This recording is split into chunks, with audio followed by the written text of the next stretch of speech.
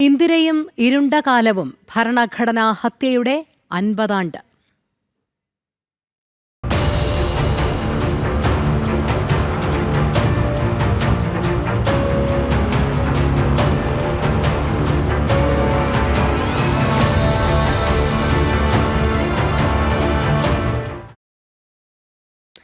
ഭരണകൂട ഭീകരത, പൗരാവകാശങ്ങളും മൗലികാവകാശങ്ങളും റദ്ദാക്കി സ്വതന്ത്ര ഭാരതത്തെ സ്വേച്ഛാധിപത്യത്തിന്റെ കീഴിൽ അമർത്തിയതിന്റെ 50-ാം വാർഷികം ഇന്ന്. 1975 ജൂൺ 25-ന് അർദ്ധരാത്രിയിലാണ് അന്നത്തെ പ്രധാനമന്ത്രി ഇന്ദിരാഗാന്ധിയുടെ നിർദ്ദേശപ്രകാരം പ്രസിഡന്റ് ഫക്രുദ്ദീൻ അലി രാജ്യത്ത് അടിയന്തരാവസ്ഥ പ്രഖ്യാപിച്ചത്. 1977 മാർച്ച് 21 വരെ 635 ദിവസങ്ങൾ ഭാരതം അനുഭവിച്ചത് ഇന്ദിരയുടെ ഫാസിസവും ഏകാധിപത്യവുമായിരുന്നു.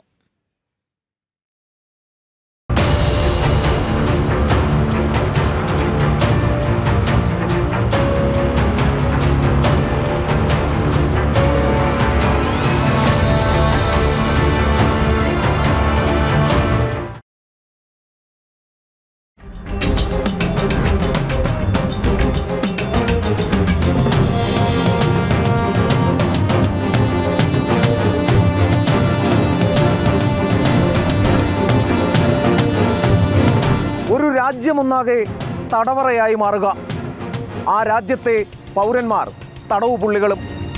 അങ്ങനെ ഒരു സാഹചര്യത്തെക്കുറിച്ച് ചിന്തിക്കാനാകുമോ? എന്നാൽ അങ്ങനെയൊന്ന് ഒരു രാജ്യത്ത് സംഭവിച്ചു. ആ രാജ്യത്തിൻ്റെ പേരാണ് ഭാരതം.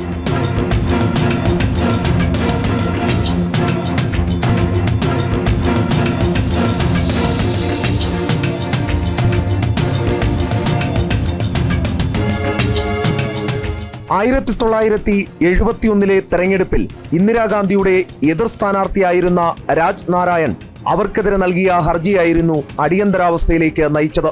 ഇന്ദിരാഗാന്ധി തെരഞ്ഞെടുപ്പ് നേട്ടത്തിനായി പദവി ദുരുപയോഗം ചെയ്തെന്ന ഹർജിയിൽ അലഹബാദ് ഹൈക്കോടതി 1975 ജൂൺ 12-ന് 6 വർഷത്തേക്ക് അവരെ ലോക്സഭയിൽ നിന്നും തെരഞ്ഞെടുക്കപ്പെട്ട എല്ലാ സ്ഥാനങ്ങളിൽ നിന്നും അയോഗ്യയാക്കി.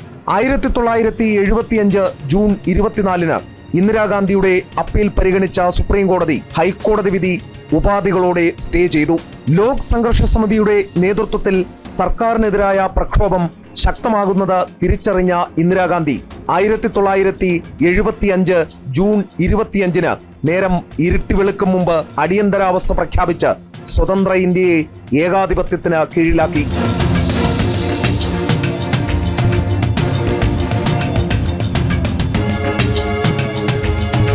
കയ്യിൽ ഒരു ഭരണഘടനയുമായി ഇന്ത്യൻ ജനതയെ ജനാധിപത്യം പഠിപ്പിക്കാൻ ഇറങ്ങിത്തിരിച്ചവർ ഒരൽപ്പം പിന്നിലേക്ക് പോകണം. തടവറകളിൽ, പോലീസ് ക്യാമ്പുകളിൽ ഇഞ്ചിഞ്ചായി ചതയ്ക്കപ്പെട്ടവരുടെ ആർത്തനാദം കേൾക്കാം. അതോർക്കുമ്പോൾ ഇന്നും തല പെരുക്കും. കരിനിയമം പ്രഖ്യാപിച്ച് മണിക്കൂറുകൾക്കകം ദേശീയ നേതാക്കളെ തുറുങ്കിലടച്ചു. ജയപ്രകാശ് നാരായൺ, മൊറാർജി ദേശായി, അടൽ ബിഹാരി വാജ്പേയി, LK അദ്വാനി, അശോക് മെഹ്ത്ത, രാജ് നാരായൺ, ചന്ദ്രശേഖർ എന്നിവരെ രാത്രി തന്നെ ഇരുമ്പഴിക്കുള്ളിലാക്കി. പൗരാവകാശങ്ങൾ എടുത്തു കളഞ്ഞു. രാഷ്ട്രീയ സ്വയം സേവക് സംഘ് ഉൾപ്പെടെ 26 സംഘടനകളെ നിരോധിച്ചു. മിസ, DIR എന്നീ കരിനിയമങ്ങൾ നിരങ്കുശം പ്രയോഗിച്ചു. പത്രങ്ങൾക്ക് സെൻസർഷിപ്പ് ഏർപ്പെടുത്തി. ഭാരതം അങ്ങനെയൊരു ഫാസിസ്റ്റ് തടവറയായി. രാജ്യത്താകമാനം, വിശേഷിച്ച് കേരളത്തിൽ പോലീസ് മർദ്ദനം അതിൻ്റെ എല്ലാ പരിധികളും ലംഘിച്ച് പൈശാചിക താണ്ഡവം നടത്തി. സമരക്കാരെ നഗ്നരാക്കി നിലത്തിട്ട് ചവിട്ടി. സിഗരറ്റ് കൊണ്ട് മുഖം പൊള്ളിച്ചു, കറണ്ടടിപ്പിച്ചു, നഖങ്ങൾ പിഴുതെടുത്തു, നഖത്തിന്റെ ഇടയിൽ മുട്ടുസൂചി കയറ്റി, പിന്നെ സ്പെഷ്യൽ ഉരുട്ടലും. നിരവധി സമരഭടന്മാർ കൊല്ലപ്പെട്ടു. പലരും മർദ്ദനമേറ്റ് ജീവച്ഛവങ്ങളായി. കൊടിയ മർദ്ദനത്തിൽ മാനസിക നില തെറ്റിയവർ വേറെ. നിർബന്ധിത വന്ധ്യംകരണത്തിലും വെടിവെപ്പിലും മരിച്ചവർ അതിലും ഏറെ. പലരെയും പോലീസ് പിടികൂടി കൊണ്ടുപോയ ശേഷം കാണാതെയുമായി.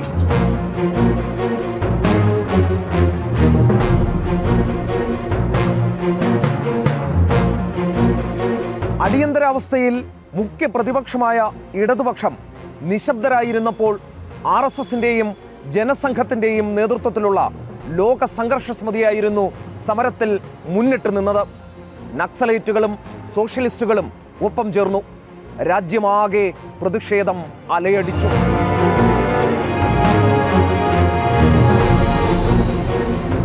ശക്തമായ പ്രക്ഷോഭങ്ങൾക്ക് മുന്നിൽ അടിപതറിയ ഇന്ദിര 1977 ജനുവരിയിൽ ലോക്സഭാ തെരഞ്ഞെടുപ്പ് പ്രഖ്യാപിച്ചു.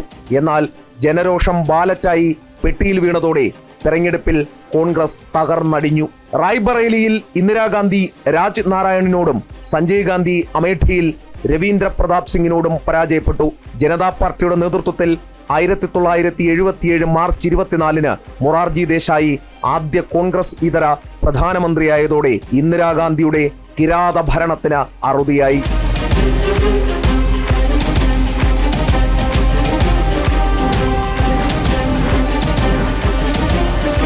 ഭരണകൂട ഭീകരതയുടെ 635 ദിനങ്ങൾ ഇരകൾക്കും ജനാധിപത്യ വിശ്വാസികൾക്കും ഇന്നും ഒരു ഉൾക്കിടിലത്തോടെ മാത്രമേ ഓർക്കാനാകൂ. ഇന്നും ആ തടവറകളിൽ ചോരയുടെ രൂക്ഷഗന്ധം തളം കെട്ടിക്കിടക്കുന്നുണ്ടാകാം. കാതോർത്താൽ ആ ആർത്തനാദം കേൾക്കാം. ക്യാമറാമാൻ ഉണ്ണി കെ വാര്യർക്കൊപ്പം എസ് ശ്രീകാന്ത്, ജനം, ഡൽഹി. ശ്രീകാന്ത് ചേരുന്നു നമ്മളോടൊപ്പം. ശ്രീകാന്ത്, അടിയന്തരാവസ്ഥയ്ക്ക് ഇന്ന് 50 ആണ്ട്. ഭരണഘടനയെയും ജനാധിപത്യത്തെയും ഒക്കെ തച്ചുടച്ച ആ നാൾ വഴികളിലൂടെ തിരിഞ്ഞു നോക്കുകയാണെങ്കിൽ അത് നടപ്പിലാക്കിയവരും അവർക്ക് അനുകൂലമായി നിന്നവരെയും നമുക്ക് എങ്ങനെ ഓർമ്മിക്കാം?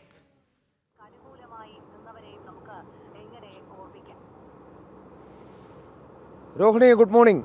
ഞാനിപ്പോൾ നിൽക്കുന്നത് ഇന്ത്യൻ പാർലമെന്റിന് മുന്നിലാണ്. ഏറ്റവും ഇന്ത്യയുടെ പുതിയ പാർലമെന്റിന് മുന്നിൽ. ഇന്നത്തെ ദിവസം നമുക്ക് ഈ വാർത്ത റിപ്പോർട്ട് ചെയ്യാൻ തിരഞ്ഞെടുക്കാൻ കഴിയുന്ന ഏറ്റവും പ്രധാനപ്പെട്ട ഒരു സ്ഥലം എന്ന് പറയുന്നതാണ് ഇന്ത്യൻ പാർലമെന്റ്. ദേ ആ കാണുന്നതാണ് ജനാധിപത്യത്തിൻ്റെ ശ്രീകോവിൽ. ഒരിക്കൽ 1975 ജൂൺ 25 ഇതുപോലൊരു ദിവസമാണ് ഈ ജനാധിപത്യത്തിൻ്റെ എല്ലാ തരത്തിലുള്ള അവകാശങ്ങളും ഹനിച്ചുകൊണ്ട് ഇന്ദിരാഗാന്ധി അടിയന്തരാവസ്ഥ പ്രഖ്യാപിക്കുന്നത്. സമസ്ത പൗരന്മാർക്കും അവരുടെ പൗരാവകാശം നഷ്ടമാവുന്ന സാഹചര്യമുണ്ടായി. ഈ രാജ്യമാകെ തന്നെ ഒരു തടവറയായി മാറുകയും ഈ രാജ്യത്തെ പൗരന്മാർ തടവുപുള്ളികളായി മാറുകയും ചെയ്ത സാഹചര്യം. ഈ ജനാധിപത്യത്തിൻ്റെ ശ്രീകോവിൽ നമ്മൾ ഇന്നത്തെ ലൈവിന് രാവിലെ തിരഞ്ഞെടുത്തത് തന്നെ ഒരു പ്രതീകാത്മകമായി തന്നെയാണ്. കാരണം ഇപ്പോൾ ഈ ഭരണഘടനയുമൊക്കെ കയ്യിലേന്തി രാജ്യത്തെ ജനാധിപത്യം പഠിപ്പിക്കാൻ ഇറങ്ങുന്നവരുടെ മുൻ തലമുറ എന്താണ് ചെയ്തത് എന്ന് മനസ്സിലാക്കുന്നതിനൊരവസരം കൂടിയാണ് ഇത്. ഈ അടിയന്തരാവസ്ഥയിലേക്ക് മടങ്ങിപ്പോയാൽ അതിൻ്റെ ചരിത്രം അതിപ്പോൾ നമ്മൾ ഈ വാർത്തകളിൽ കണ്ടു കഴിഞ്ഞു. ഈ എങ്ങനെ സംഭവിച്ചു, അത് ആ സമയത്ത് എന്തൊക്കെയാണ് ഉണ്ടായത് തുടങ്ങിയ കാര്യങ്ങളൊക്കെ തന്നെ നമുക്കറിയാം. 1971 റായ്ബറേലിയിൽ നടന്ന തെരഞ്ഞെടുപ്പ് ക്രമക്കേടുമായി ബന്ധപ്പെട്ട് ഇന്ദിരാഗാന്ധിയെ അയോഗ്യയാക്കിക്കൊണ്ടൊരു ഹൈക്കോടതി വിധി വന്നിരുന്നു. അലഹബാദ് ഹൈക്കോടതി വിധി. അവരുടെ എതിരാളിയായിരുന്ന രാജ് നാരായണൻ കൊടുത്ത ഹർജിയിന്മേലായിരുന്നു ആ വിധി വന്നത്.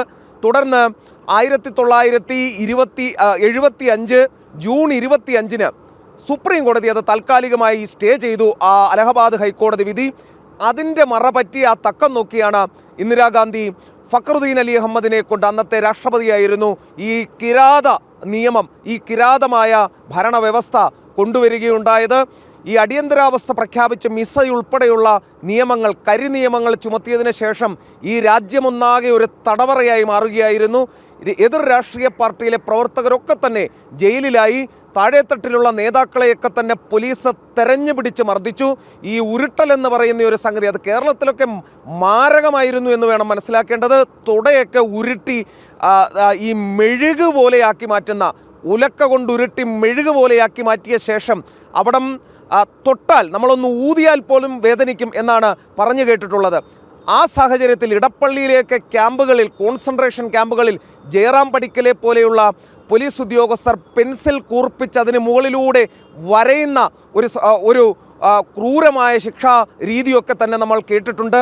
അതുപോലെ തന്നെ നിരവധിയായ ആളുകൾ വെടിയേറ്റ് മരിച്ച, നിർബന്ധിത വന്ധ്യംകരണത്തിന് വിധേയമായ, പത്രങ്ങൾക്ക് സെൻസർഷിപ്പ് ഏർപ്പെടുത്തിയ, നഖങ്ങൾക്കിടയിൽ മുട്ടസൂചി കയറ്റിയ, നഖങ്ങൾ പിഴുതെടുത്ത, കൊടിയ മർദ്ദനം തടവറകളിലും പോലീസ് സ്റ്റേഷനുകളിലും ഉണ്ടായ സാഹചര്യം ഈ അടിയന്തരാവസ്ഥ കാലഘട്ടത്തിൽ രാജ്യമൊട്ടാകെ കണ്ടു.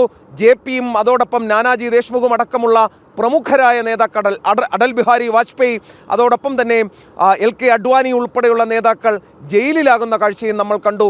ലോക് സംഘർഷ സമിതിയുടെ നേതൃത്വത്തിൽ ഈ സമരം നടക്കുമ്പോൾ അതിന് പൂർണ്ണ പിന്തുണ നൽകി രംഗത്തുണ്ടായിരുന്നത് RSSും ജനസംഘവും ഉൾപ്പെടെയായിരുന്നു. അന്നത്തെ മുഖ്യ പ്രതിപക്ഷമായ കമ്മ്യൂണിസ്റ്റ് പാർട്ടികൾ, ഇടതുപക്ഷം പരിപൂർണമായും ഈ സമരത്തിൽ ഉണ്ടായി എന്ന് പറയാൻ കഴിയില്ല. അവരുടെ ഏതാനും ചില നേതാക്കൾ, AKGയെ പോലെയുള്ള, പിണറായി വിജയനെ പോലെയുള്ള കേരളത്തിൽ ചില നേതാക്കൾ ഉണ്ടായി എന്നതൊഴിച്ചാൽ CPI പോലെയുള്ള സംഘടനകൾ അത്തരത്തിൽ അവരെല്ലാം തന്നെ ഒരു ഇടതുപക്ഷം എന്ന രീതിയിൽ സഹകരിക്കാതെ വിട്ടുനിൽക്കുന്ന കാഴ്ച നമുക്ക് കാണാനും സാധിച്ചിരുന്നു. ഇതിനോടൊപ്പം ഒരു കഥ കൂടി പറഞ്ഞില്ലെങ്കിൽ ഇന്നത്തെ ഒരാളെ പരിചയപ്പെടുത്തിയില്ലെങ്കിൽ ഇന്നത്തെ ദിവസത്തിന് അർത്ഥമില്ലാതെ പോകും. അത് RSSൻ്റെ പഴയ ജില്ലാ പ്രചാരകം വൈക്കം സ്വദേശിയുമായ ഗോപകുമാറാണ്. എനിക്ക് വ്യക്തിപരമായി കൂടി അറിയാവുന്ന വലിയ ബന്ധമുള്ള ആൾ കൂടിയാണ്. കേരളത്തിൽ അടിയന്തരാവസ്ഥയുടെ കൊടും ഭീകരത അനുഭവിച്ച ഒരു മനുഷ്യ ശരീരമുണ്ടെങ്കിൽ അത് വൈക്കം ഗോപകുമാറിൻ്റേതാണ് എന്ന് പറയേണ്ടി വരും. ഞാൻ നേരിട്ട് കണ്ട മനുഷ്യനാണ്.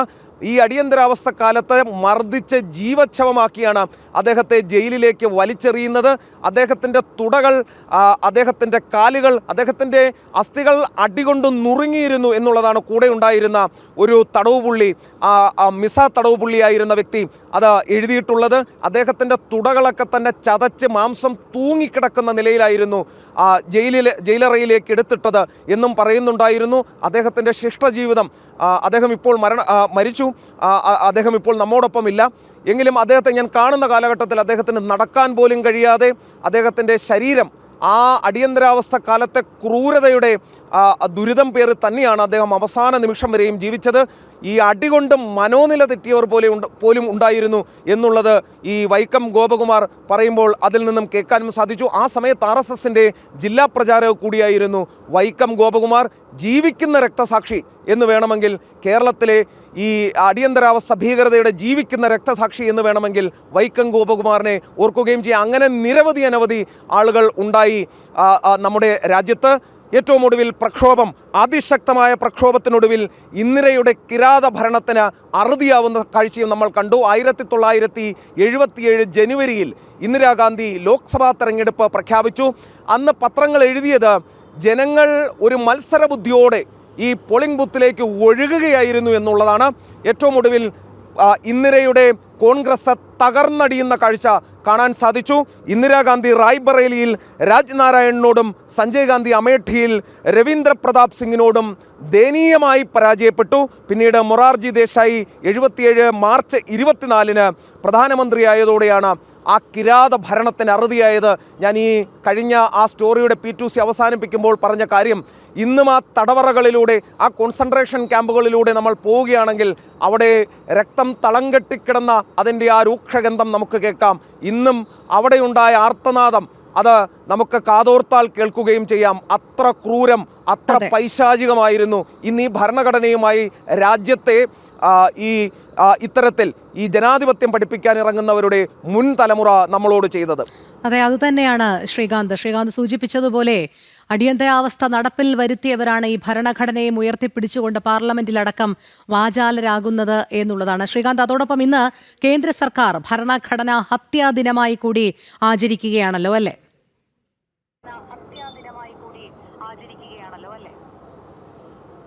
തീർച്ചയായും രാജ്യമെമ്പാടും കേന്ദ്ര സർക്കാർ ഭരണഘടനാ ഹത്യാ ദിവസ് എന്ന പേരിലാണ് ഈ പരിപാടി ആസൂത്രണം ചെയ്തിട്ടുള്ളത്. എല്ലാ ചീഫ് സെക്രട്ടറിമാർക്കും ഇത് സംബന്ധിച്ച് നേരത്തെ കേന്ദ്രത്തിൽ നിന്നും നിർദ്ദേശം പോയിരുന്നു. ഇത് എല്ലാ സംസ്ഥാനങ്ങളിലും കൃത്യമായി ആഘോഷിക്കണം എന്നുള്ളതാണ് അറിയിച്ചിട്ടുള്ളത്. ഈ ഗവർണറെയോ മുഖ്യമന്ത്രിയോ ഈ നടക്കുന്ന പരിപാടിയിൽ പങ്കെടുപ്പിക്കണം എന്ന് പറഞ്ഞിട്ടുണ്ട്. ഗ്രാമങ്ങളിൽ, അതോടൊപ്പം യൂണിവേഴ്സിറ്റികളിൽ, സ്കൂളുകളിലൊക്കെ തന്നെ അടിയന്തരാവസ്ഥ എന്താണ് എന്ന് മനസ്സിലാക്കുന്ന രീതിയിൽ പ്രചാരണ പരിപാടികൾ നടക്കണമെന്ന് പറഞ്ഞിട്ടുണ്ട്.